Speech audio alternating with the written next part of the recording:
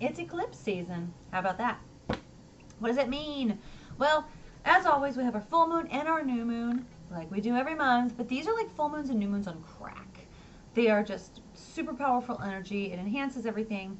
They always come in pairs. If you're sick, go to the doctor. That's true.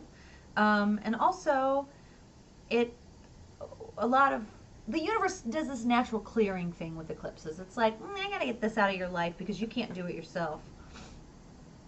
But also, if you're sick, go to the doctor because there is this portal that sort of opens up where people can sick people transition. A lot of people die during the eclipses, so keep your shit healthy and keep everyone else in your life healthy and just like check up on them, make sure, all that good stuff. Fun, right? I need a sip of tea. I just had lunch. You are my first recording after lunch. And I need peppermint tea because salad breath, you know? Great. So, okay. The full moon on February 10th lands in it's eclipse, full moon lunar eclipse. Big time stuff. It's in Leo. It lands in your 5th house of fun, dating for sport, children, that kind of stuff. And let's break it down. Full moon eclipse. Remember, like I said, full moon is elimination, but it's big time. It's like elimination on crack that you're incapable of doing yourself. So the universe eliminates it for you, and it's in Leo, so it's dramatic. It's big, and it's this dramatic gesture. So there's a dramatic elimination in your 5th house of children, of fun, right? So if you've been having a little too much fun, you've been doing, the universe is going to wipe that out for you, right?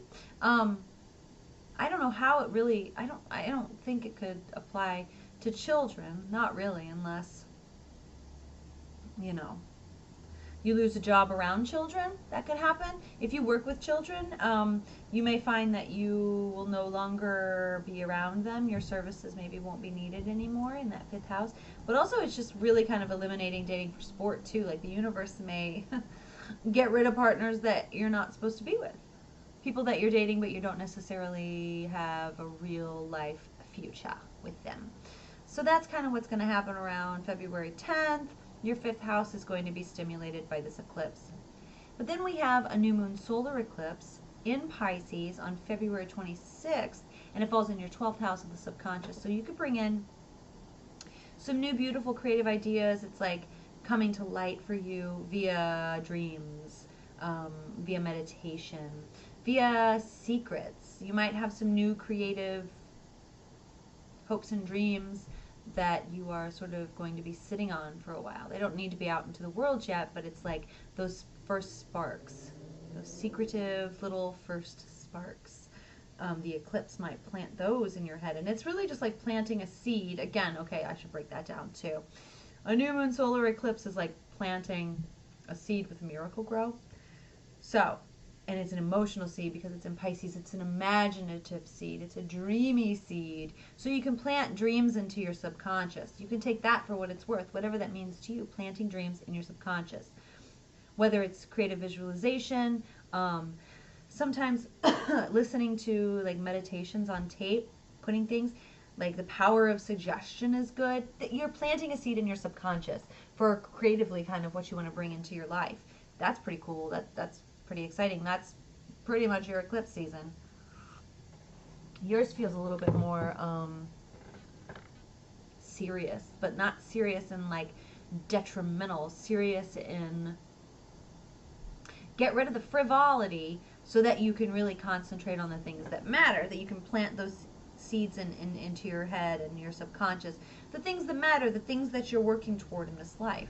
Now, Venus, the planet of the goddess of love and beauty and how we value ourselves, how we make our money, she is moving into Aries, your sign. So I don't have to tell you about Aries. You're self-starters. You're the match, the initiator, the me first. So Venus is moving in there, right? The goddess. So this could be some seriously justified spark plug female energy.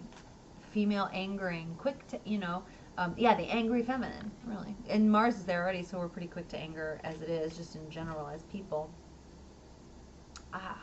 But also this can mean like some hot sex stuff. Feeling sexier. Your sex drive picks up.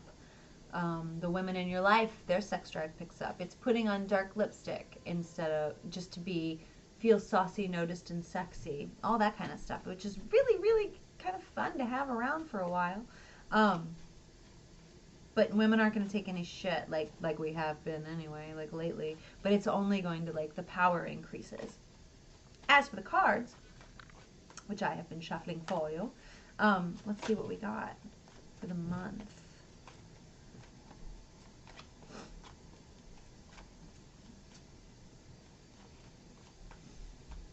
Aries, what you got for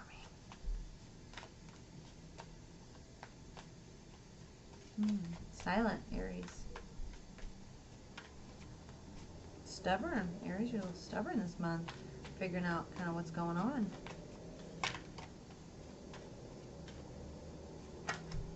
Oh, you wanted to come out. You were hiding from me. Emotion. Raw emotion is hiding from me. No wonder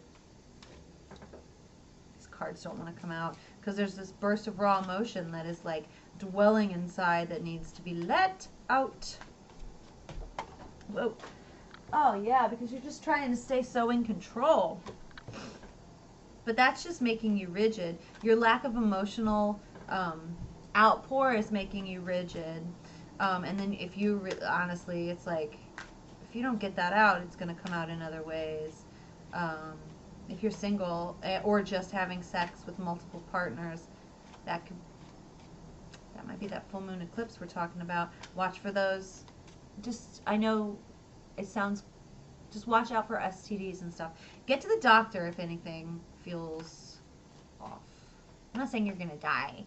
I'm saying it's a good time to get it checked out. That's all. And then we need one more. There we go. Partnership. There it is. Boom. So, so I'm talking about your raw emotion, your raw emotional state that's sort of pent up inside, the Ace of Cups. This is all about emotion we can't put into words, into a goblet.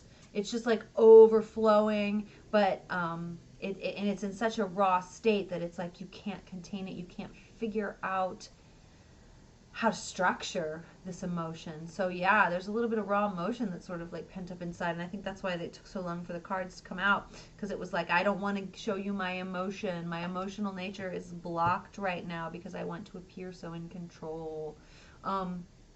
But because of that, you've become a little rigid. You have some emotional rigidity right now,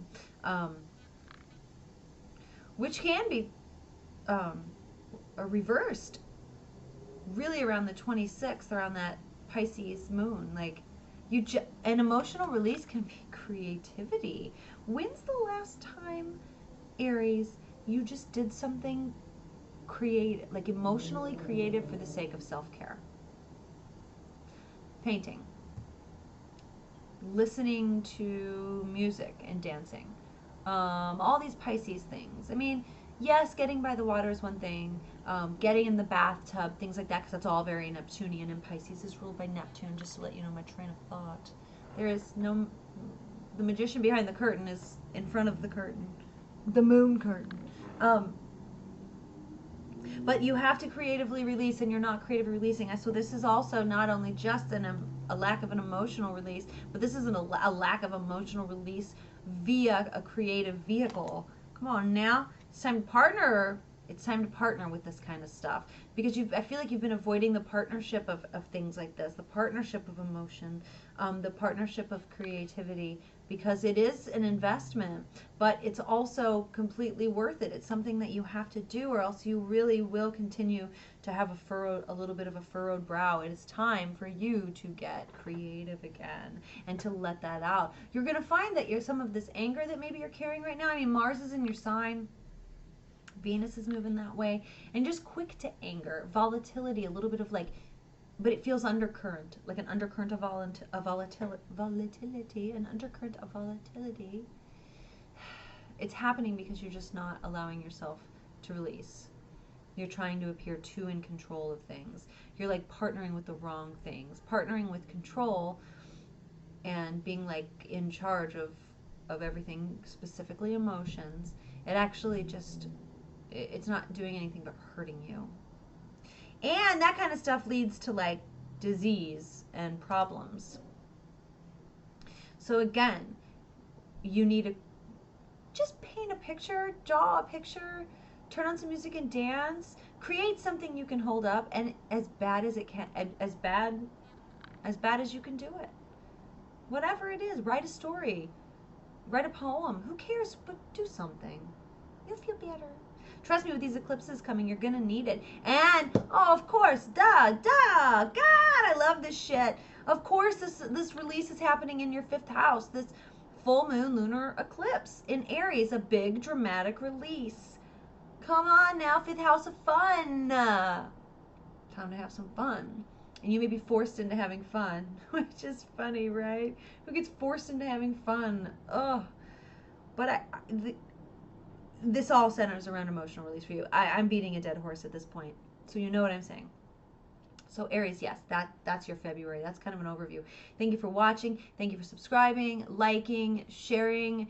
Don't forget to follow me on Instagram and comment. Let me know what's going on with you, and I will see you next month. See ya!